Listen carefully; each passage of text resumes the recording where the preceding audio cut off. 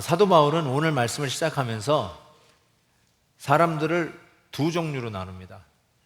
여기 계신 분 역시 이 두 종류의 하나에 속합니다. 세상 모든 사람들이 예외 없이 둘 중에 하나입니다.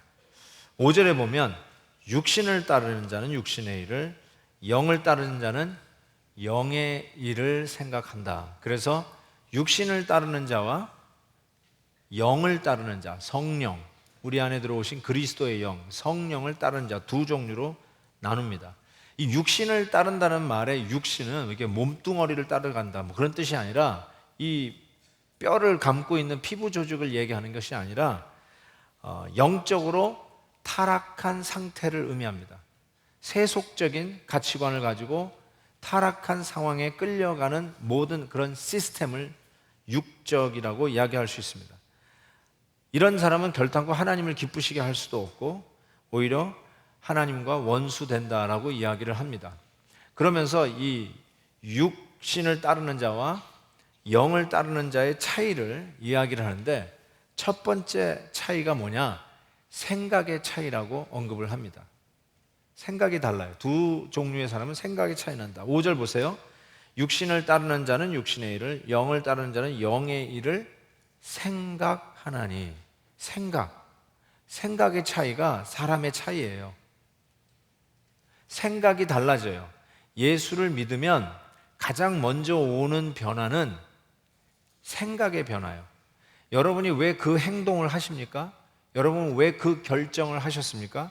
생각 때문이에요. 생각이 사람의 행동과 결단을, 그 판단을 바꿉니다. 그래서 이 예수 안에서 가장 먼저 변화는 생각의 변화라고 얘기할 수 있어요. 로마서 12장에도 보시면 너희는 세상을 본받지 말고 오직 마음을 새롭게 함으로 변화를 받아. 그때 이 마음을 새롭게 함으로가 renew your mind예요. 마인드, 생각을 바꾸는 것. 그래서 예수 믿고 나서 처음으로 오는 현상이 변화가 마음의 변화입니다. 그래서 저는 여러분에게 도전하고 싶어요. 예수 믿어서 바뀐 생각이 무엇인가요? 그 반드시 있어요.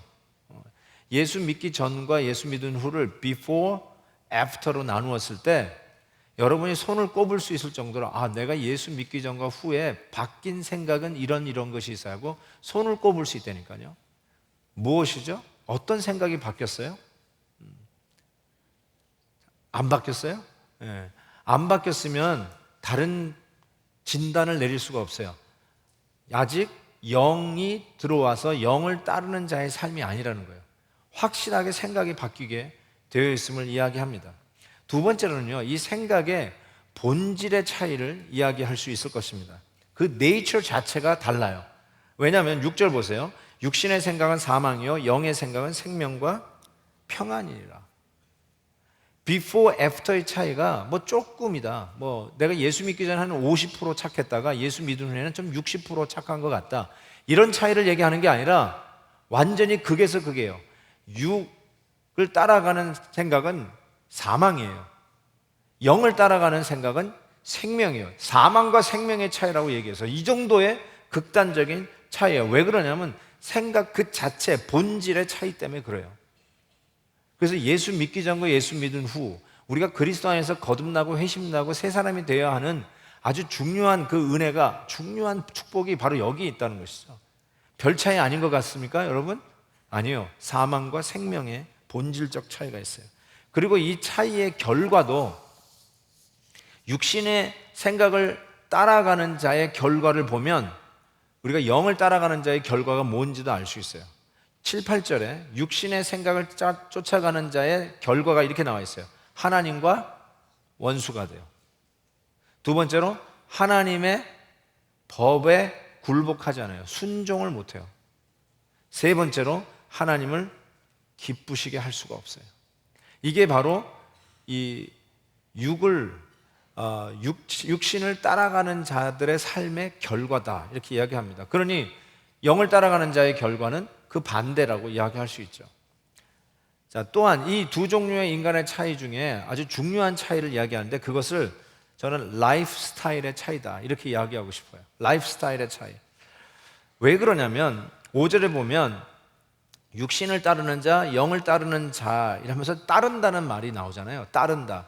이 따른다는 말을 영어로 보면 live예요. I live according to 이렇게 돼 있어요. I live according to. 그러니까 따른다는 말이 누구를 그냥 줄레줄레 쫓아다닌다고 하는 그런 차원이 아니라 live, life, 삶, 라이프 스타일을 얘기하는 거예요. 어떤 생각을 가지고 살아가느냐에 따라서 여러분의 라이프 스타일이 달라져요. 또 하나는 4절 보세요. 육신을 따르지 않고 그 영을 따라 행하는 우리에게, 행한다는 이 표현이 원어의 의미가 또는 영어에서도 이렇게 쓰는데 그거는 walk이에요. walk, 걷는다라고 하는 뜻이에요. 행한다는 말이 walk, 걷는다. 그러니까 이 걷는다는 말이 이렇게 라이프 스타일을 의미하거든요. 여러분 사람들이요 걷는 모습이 다 달라요. 전부 다 걷는 모습이 달라요.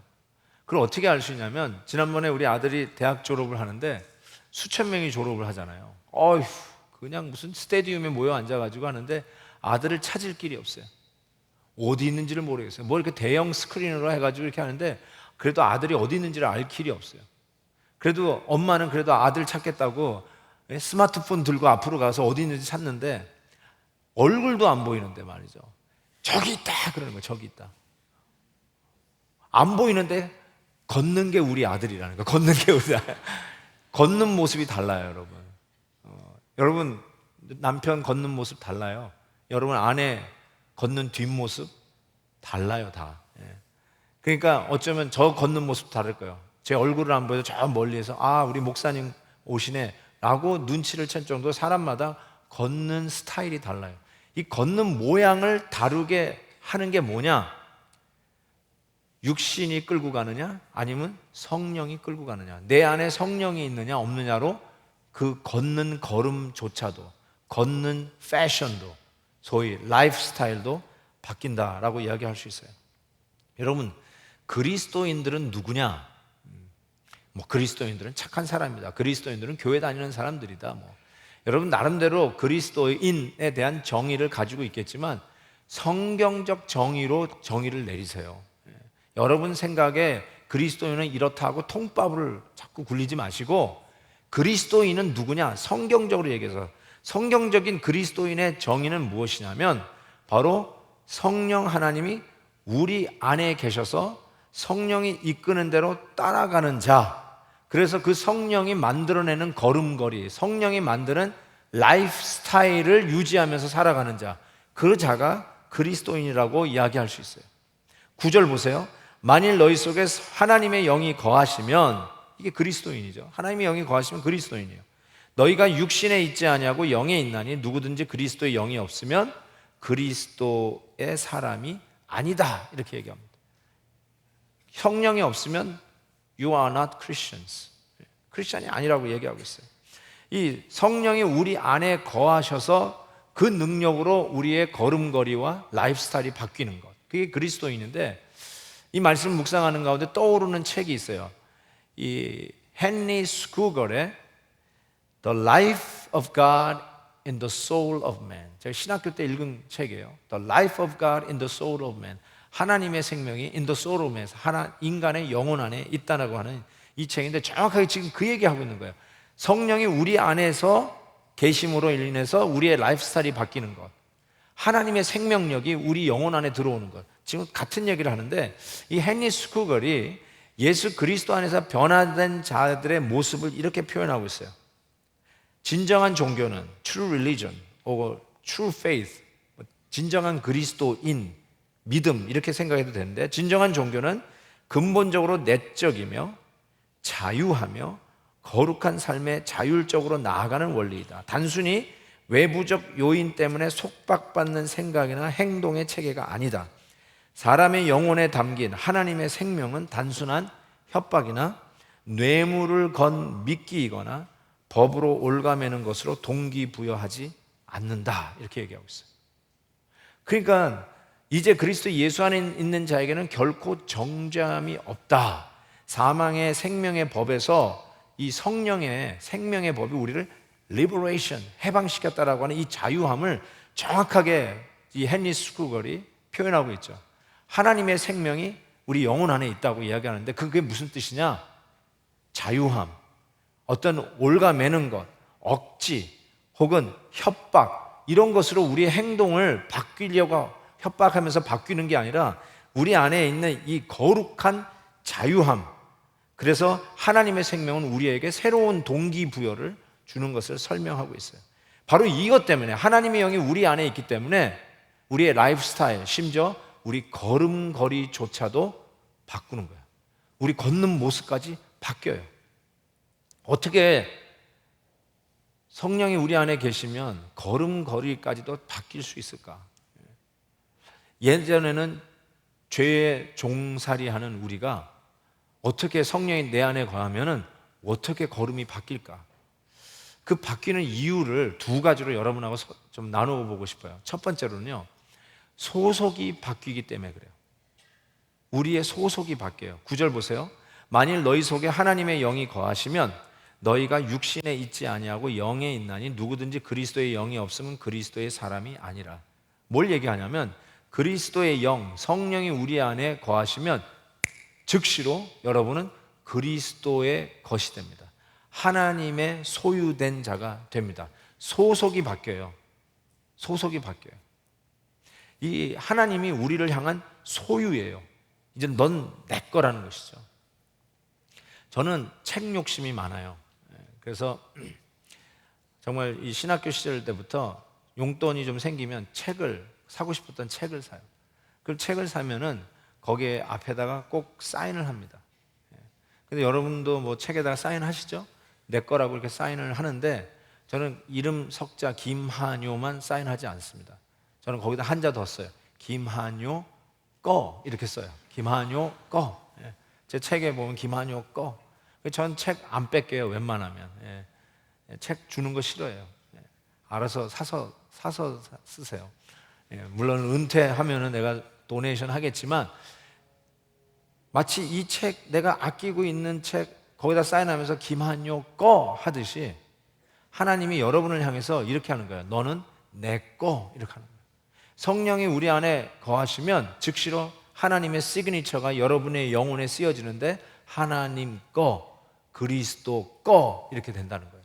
이 소속감이 여러분의 걸음걸이, 라이프 스타일을 바꿔요.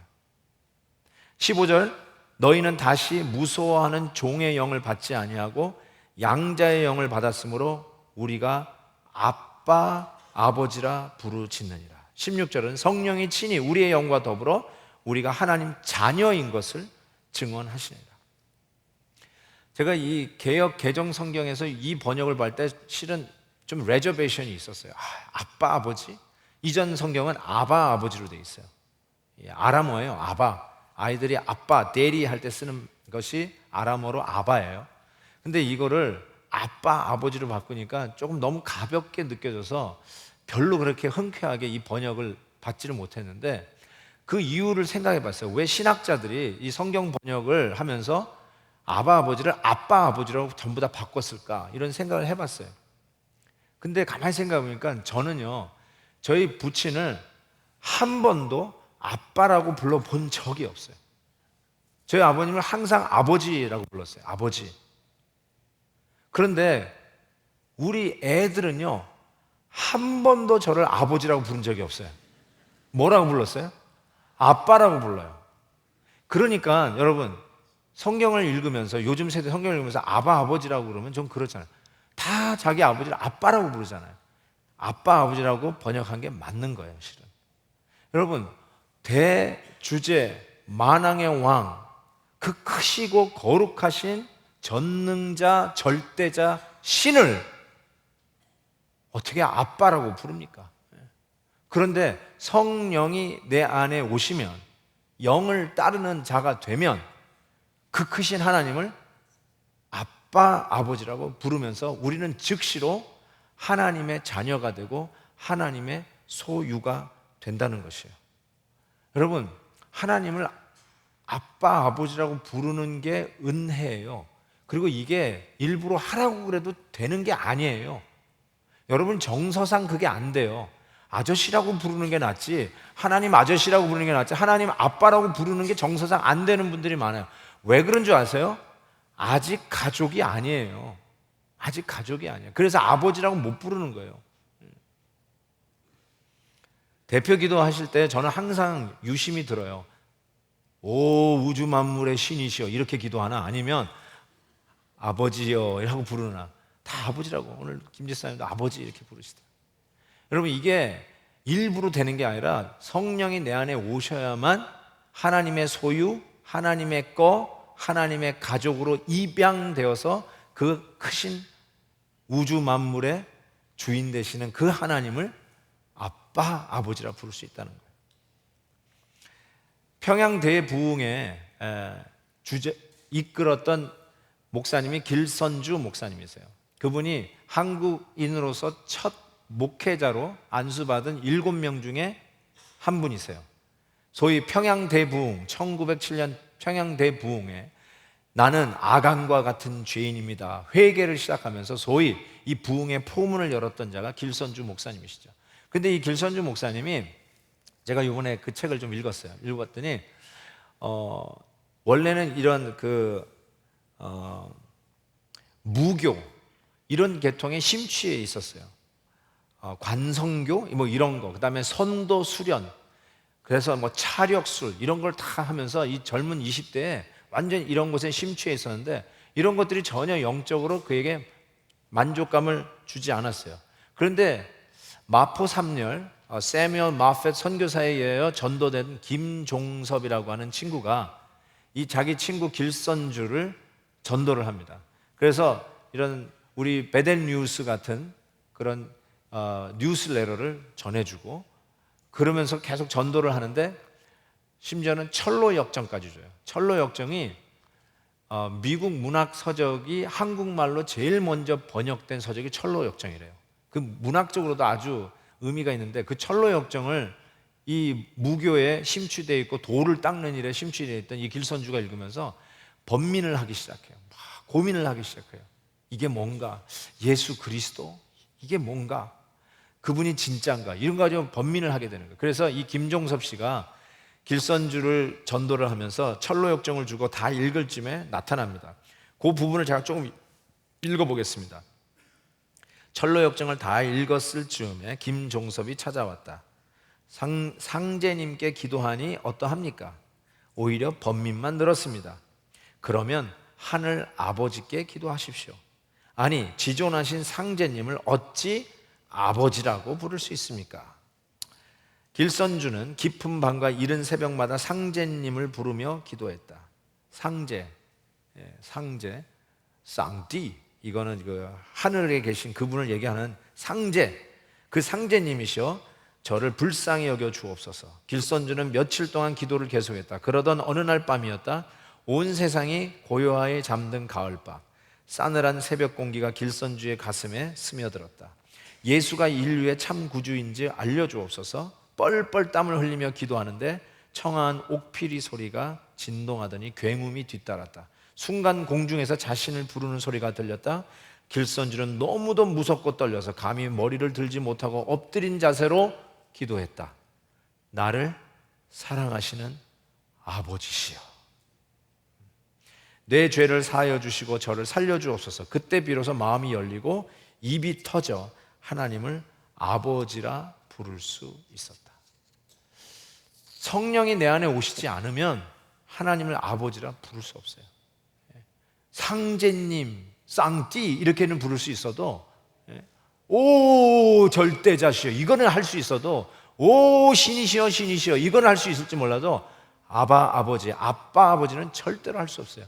성령이 오셔야만 가능한 거예요. 성령이 오셔서 어떻게 된다고요? 우리의 소속이 어딘지, 우리의 가족이 어딘지, 내가 누구에게 속했는지, 내가 누구 건지를 깨닫고 가르쳐 주심으로 말미암아 그 하나님을 아빠 아버지라 부를 수 있다는 거예요. 너무너무나 귀한 축복이에요. 또 우리가 어떻게 이 성령님이 우리 안에 거하시면 우리의 걸음, 라이프 스타일이 바뀌는가? 여러분, 그 이유가 주인이 바뀌기 때문에 가능해요. 주인이 바뀌었다. 이 성령께서 우리 안에 들어오시면 새로운 주인이 등장해요. 14절에 보면 무릇 하나님의 영으로 인도함을 받은 사람은 곧 하나님의 아들이라.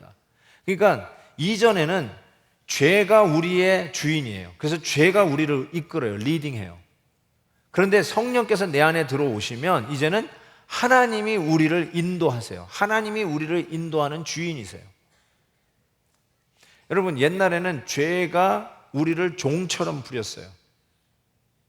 그런데 노예 상인, 슬레이브 홀더가 우리를 종처럼, 노예처럼 부렸는데 주인이 바뀌었다니까요.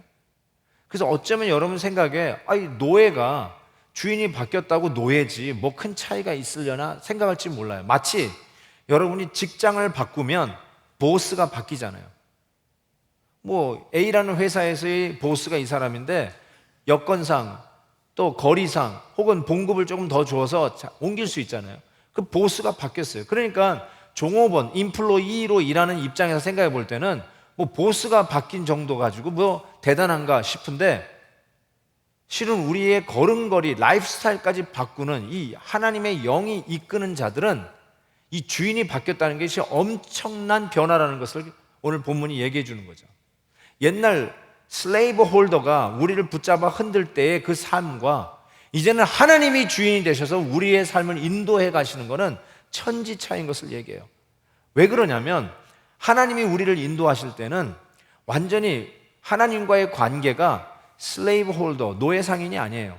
우리의 친근한 아빠, 아버지예요. 아빠, 아버지가 이끄는 삶이에요. 그래서 그 안에는 자유함이 있어요. 흔쾌히 승낙하고 자발적인, 긍정적인 발란티어 하는 것이 있어요. 그리고 그 하나님의 명령이 무겁지가 않아요. 예전처럼 무겁지가 않아요. 기쁨으로 그 하나님의 명령을 받아서 섬기고 싶어하는 마음이 생기는 거예요. 완전히 달라져요. 억지 춘향이 아니라 기쁨으로 그 명령을 받아 자발적인 마음으로 순종하는 이 능력이 내 안에 생기기 시작하는 거죠. 그래서 빌립보서 2장에 보면 너희 안에 행하시는 이는 하나님이시니 자기의 기쁘신 뜻을 위하여 너희에게 소원을 두고 행하신다. 여러분 보세요. 저 사람은 왜 저런 일을 할까? 그 힘든 일을 왜 할지? 라고 할지 모르지만 그 사람은 하는 이유가 뭐냐면 하나님이 그 안에 소원을 두고 행하시는 거예요. 그래서 기쁘게 그 일을 할 수 있다는 거예요. 선교사님들이 나갈 때 우리가 제일 하지 말아야 하는 것이 측은하게 생각하는 거, 불쌍하게 생각하는 거. 저걸 어떻게 할까? 가려면 지 혼자 가지, 뭐 어린애들까지 다 데리고 가네. 그 애가 무슨 죄가 있다고 그 어려운 지역에 왜 데리고 가?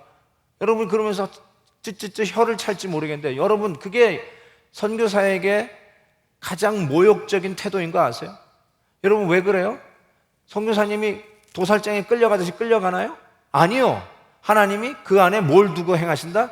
소원을 두고 가고 싶어서 가는 거예요. 가고 싶어서 어쩔 줄 몰라 가는 거예요. 쉽게 해서 지가 좋아서 가는 거예요. 불쌍하게 생각할 필요가 없어요. 하고 싶어서 하는 거예요. 너무너무 좋은 일이에요.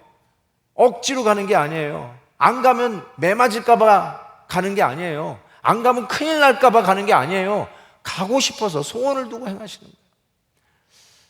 어떤 분들은 좀 신앙생활 좀 열심히 하자고 그러면은 하나님이 자기를 선교사로 보낼까봐 신앙생활 열심히 안 하는 분이 있는데, 여러분 걱정을 마세요. 소원을 두고 행하세요. 소원 주지 않고는 절대로 일을 안 하세요. 가고 싶게 만드세요. 해야 되겠다라고 하는 마음이 불릴 때 일어나는 거예요. 아멘? 소원을 두고 행하시나요?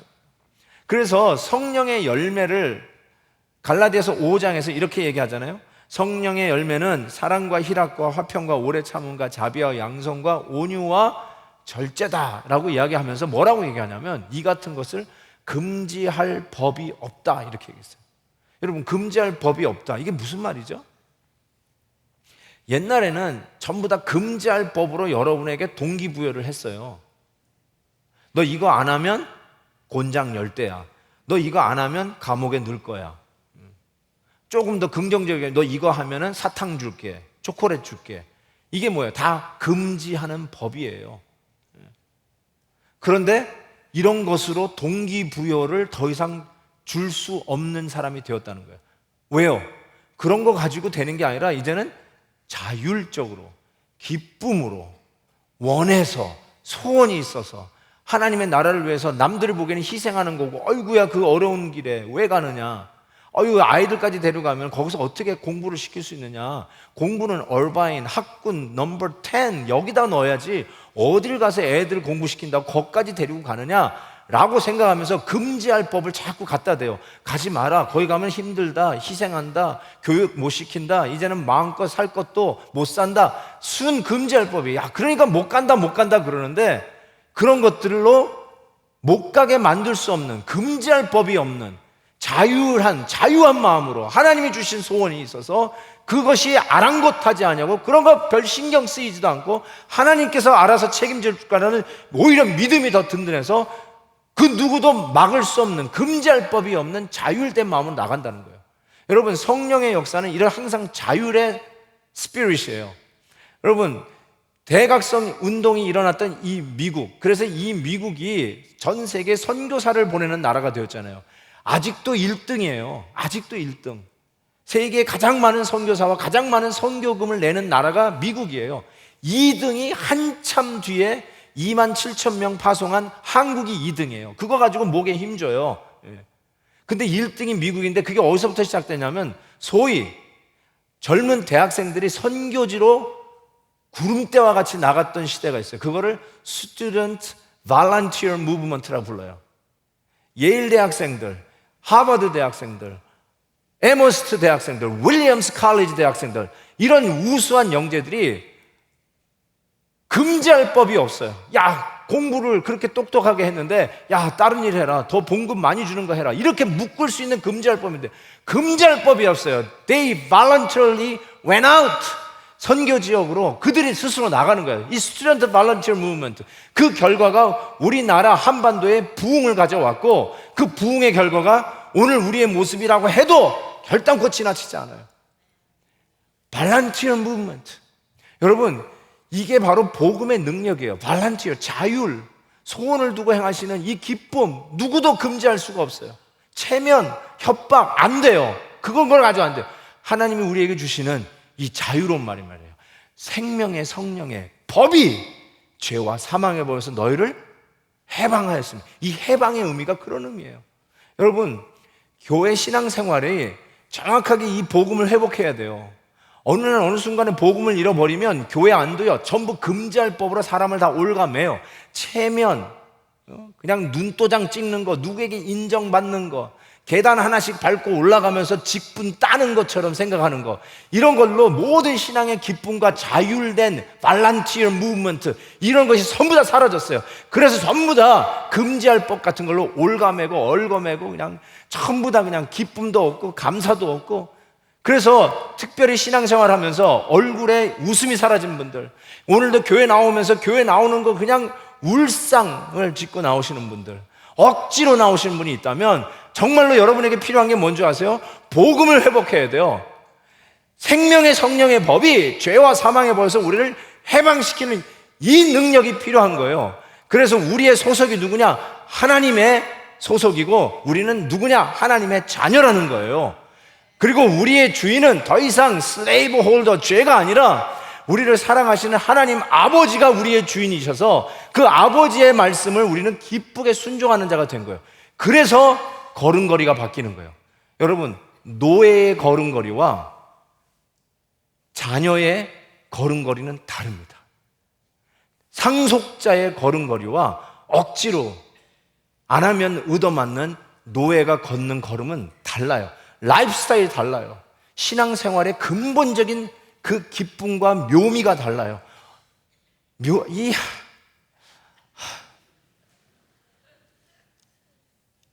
정말 성령이 우리 마음에 거하시면 영을 따르는 자가 이러한 변화들이 나타나요. 제가 어제 휴스턴에서 비행기 타고 돌아왔어요. 휴스턴에서 말씀을 전하는 일이 있어가지고 저녁 늦게 이렇게 돌아오는데 비행기 탈 때마다 항상 관심 있는 건 누가 내 옆에 앉느냐예요. 왜냐하면 그게 굉장히 저의 피로에 직접적인 연관을 주기 때문에 그래요. 그래서 저는 가능하면 이제 저 윈도우 시트에 되면 윈도우에 앉아요. 그 윈도우에 기대어서 좀 이렇게 올 수 있기 때문에. 그리고 또 내 옆에 앉은 사람 전도할 수 있는 기회를 또 하나님 주시면 전도를 해야 되니까 옆에 누가 앉느냐가 항상 관심이 있었어요. 그래서 기도했죠. 하나님, 좀 괜찮은 사람 앉혀주세요. 이렇게 이제 기도를 하는데, 저는 남자보다는 자매님이 앉았으면 좋겠다는 생각을 했어요. 예. 자매를 특별히 제가 좋아해서가 아니라, 또 오해하지 마세요. 남자들이 앉으면 되게 등치가 있잖아요. 남자들이 딱 앉아가지고 양쪽에 딱 이러고 있으면 저는 이러고 가야 돼요. 그래서 불편해요. 진짜로 힘들어요. 그래가지고 한 3시간 이렇게 비행기 타고 오면 너무너무 힘드니까 하나님 좀 아담 사이즈를 부탁합니다 이러면서 기도를 했는데, 이게 웬일이에요. 하나님 기도 응답을 해주셨어요. 그래가지고 호리호리한 자매님이 내 옆에 앉는 거예요. 속으로 쾌재를 부려 할렐루야 막 이러면서 감사하다고 했는데, 혹시 또 체크해야 되잖아요. 예? 저는 성경 읽고 또 뭐 이렇게 다 신앙 서적을 읽으니까 딱 보면 알잖아요. 그래서 뭐 하니까 라구나 니겔에서 사는 거예요. She's coming home. 집에 오냐. 나도 얼바인에 산다고. I'm coming home too.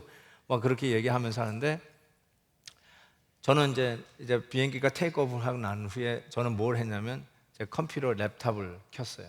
그래가지고 거기서 작업을 하기 시작했어요. 그 다음에 제 그 자매님 옆에 또 자매님이 앉았는데, 그 자매님은 아이패드 이렇게 해가지고 영화를 같은 걸 보는지 자기가 그거 가지고 막 하는 거예요. 이게 삥 한번 들어보니까 정말로 요즘 비행기 타면 전부 다 이런 스마트폰 하면 아이패드 그런 거 가지고 전부 다 그 기계를 보고 있는 거예요. 다 같이. 그런데 여러분, 제 옆에 앉은 자매님은 뭐 이렇게 가방에서 막 이렇게 끄집어내는 거예요. 뭘 내는가 봤더니 실을 이렇게 꺼내더니 뜨개질을 하는 거예요. 연세가 한 60 이상 좀 되어 보였어요. 20대인 줄 알았죠? 한 60 이상 돼 보이는 자매. 저는 80세까지 자매라고 부릅니다. 제가 참고로 그 자매님이 그 뜨개질 하는데 갑자기 제 마음이 훈훈해지기 시작했어요. 어떻게 표현해야 될지 모르겠어요. 이렇게 뜨개질 하는 그 옆에 자매님을 보니까 어머니 생각이 나요. 우리 어머님 아직도 뜨개질 하시거든요. 그래서 아직도 이렇게 뭐 짜주시고 그래요. 근데 그 어머니 생각이 나서 그런지 마음이 훈훈해져요. 많은 우리들의 환경은요, 전부 다 자판 두들기고 그냥 아이패드 하는 그런 아주 냉랭하고 기계적이고 차가워요. 그래서 사람이 항상 숫자로 표현되고 평가되어지고 그것으로 인정받고 아니면 그것으로 퇴짜 맞고 하는 그런 아주 강박하고 아주 딱딱한 그런 분위기 속에서 옆에 있는 그 자매님이 뜨개질 하니까 마음이 훈훈한 거예요. 따뜻해져요. 거기에 뭔가 정이 있고 흐르는 게 있는 것 같아요. 전 여러분에게 이런 말씀 드리고 싶어요. 율법은요, 실은 참 딱딱해요. 차가워요. 아주 냉철해요. 거기에 어떤 컴프로마이즈가 없어요. 기면 기고 아니면 아니잖아요. 그래서 그걸로 평가받아요. 그런데 율법으로는 잘했다 칭찬받을 인간이 하나도 없다고 했어요. 그래서 우리가 죄인인 것을 둘치고 죄인인 걸 인정하는데 율법의 기능이 있다고 말씀을 드렸어요. 정말. 그런데 우리가 신앙생활 하다 보니까 어느새 우리가 율법이 아닌 성령께서 우리 안에서 우리를 이끌고 이끌되 자유함으로 이끌되 우리는 하나님의 소속이고 하나님의 자녀요. 이젠 더 이상 노예와 같이 걸을 필요가 없이 당당한 하나님의 상속자여 아들답게 자녀답게 당당하게 걷는 라이프 스타일을 갖게 되었는데, 우리가 이 신앙생활 하다가 나도 모르게 다시 또 율법 밑으로 들어가네. 그리고 서로가 서로에게도 너는 했니 안 했니 가지고 키재기하네. 신앙생활에 소위 기쁨과 이 영적 능력을 상실하기 시작하고, 그래서 신앙생활이 기쁨이 아니라 서로를 향한 경쟁이 되어버리고, 그래서 조금 일하다가 툭 건드리면 그것 때문에 시험 들어서 신앙생활의 기쁨, 교회 나오는 이 예배의 영광을 놓치고 살아가는 자들이 얼마나 많은지, 복음의 복을 잃어버렸고 복음의 음자도 잃어버렸다는 것이죠. 하나님의 이 놀라운 이 복음의 자유함과 이 능력과 이 volunteer movement, 자율함, 그 안에 정말 프리덤이 있고 해방됨이 있고, 그리고 그 말씀을 지키는데 따뜻함이 있는, 이거를 우리가 상실하지 않았나는 생각이 들어요. 정말로 그 따뜻함을 보면서 우리의 마음이 녹고 정말 리얼한 리얼리티를 만나는 것 같은 느낌. 이게 바로 실은 복음의 능력 아닙니까? 강박하고 차고 기계적인 냄새만 나는 우리 이 시대에 여러분 따뜻한 하나님의 사랑이 필요하십니까? 복음으로 돌아오세요. 복음이 여러분의 마음을 그리고 하나님의 말씀을 지키며 행하는 데 자유함과 그리고 능력과 기쁨을 더하여 주실 것을 믿습니다. 아멘. 저 이 찬송 하고 싶어요. 어떤 찬송 하고 싶으냐면요, 한번 우리 성령 하나님이 우리 안에 오시면 그렇게 해주신다고 했으니까 두 손 들고 찬양합니다. 다시로 오실 왕 여호와께 오직 주만이 하면서 나 주님만을 섬기리 헛된 마음 버리고 성령이여 내 영혼 충만하겠어. 이 찬송 한번 해볼까요? 이렇게 정말 내 안에 하나님의 영이 계셔서 나를 이끌어 주시되 이렇게 인도해 달라고 한번 소원하는 마음으로 두 손 들고 찬양합니다.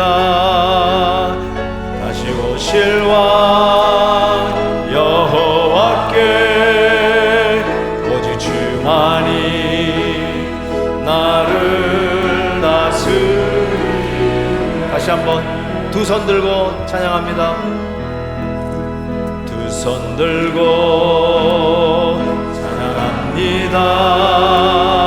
다시 오실 왕 여호와께 오직 주만이 나를 다스리네. 아멘. 나 주님만을 섬기네. 헛된 마음 버리고 성령이여 내 영혼 충만하게 하소서. 주님 앞에 내 생명 드리리라. 눈을 감아보세요. 나 주님만을 섬기리. 나 주님만을 섬기리. 눈 감고 찬양합시다. 헛된 마음 버리고 성령이여 내 영혼 충만하게 하소서. 나 주님만을 섬기리. 나 주님만을 섬기리. 아멘. 헛된 마음 버리고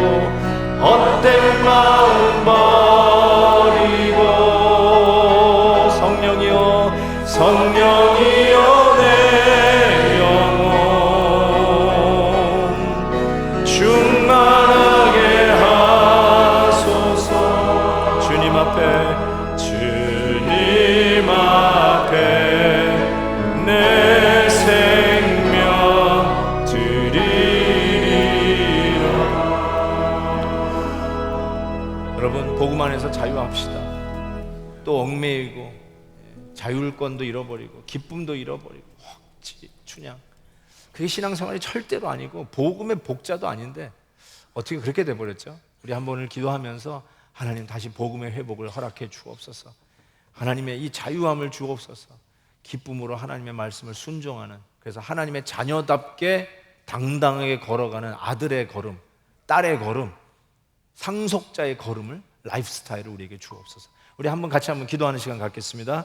오 하나님 아버지 감사합니다. 주님의 은혜를 사모하면서 주 예수 그리스도의 이름으로 거듭나 이제 주님을 쫓아가는 자들 되었는데 하나님 역사하셔서 성령의 이끄심을 받아 우리의 소속이 하나님이, 우리가 하나님의 자녀가 된 것을 알고 오히려 당당하게 우리의 삶이 우리 주 예수 그리스도의 놀라우신 능력으로 하나님 기뻐하시는 라이프스타일로 변화받게 해 주시옵소서.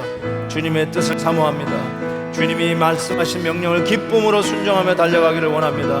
오 주여, 금지할 법이 없는 성령의 열매를 주렁주렁 매어 하나님 앞에 영광 돌리는 자 되게 하여 주시옵소서. 예수 그리스도의 이름으로 기도하옵나이다. 아멘.